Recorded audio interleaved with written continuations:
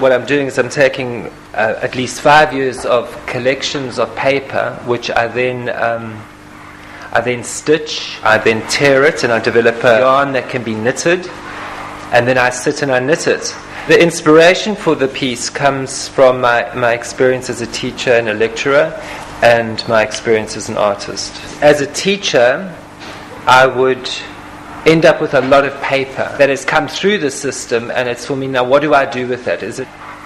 So I call those meditations or menditations. I'm able to reflect on the education system, not to necessarily come up with a solution or anything, but it's just to sit with what is education about, what's learning about, and why is there so much of education in the news, and why is it such a current topic of debate?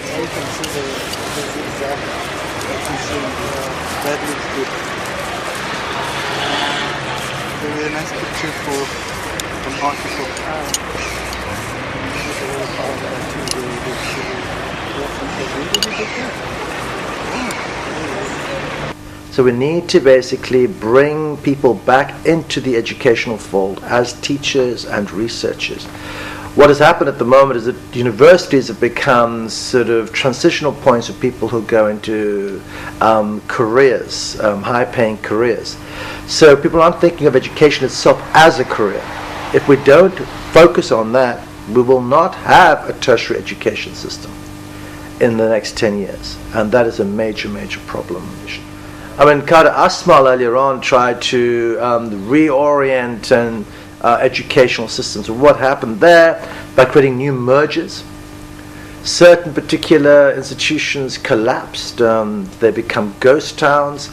And what happens is we end up privileging the existingly privileged systems, such as Stellenbosch, UCT, WITS. But you do not actually build educational systems in the areas where they're most needed. So we don't grow our institutions in the areas that are historically underprivileged. We need to build our institutions in those spaces to create a belief in education in a much more sort of entrenched way. Art is used as an empowering capacity in schools, as a way of telling one's own stories, fulfilling one's own dreams, one's own imagination and fantasies, because you cannot live merely through reason alone. Every country on earth at the moment is reforming public education. There are two reasons for it. The first of them is economic. People are trying to work out, how do we educate our children to take their place in the economies of the 21st century? How do we do that, given that we can't anticipate what the economy will look like at the end of next week?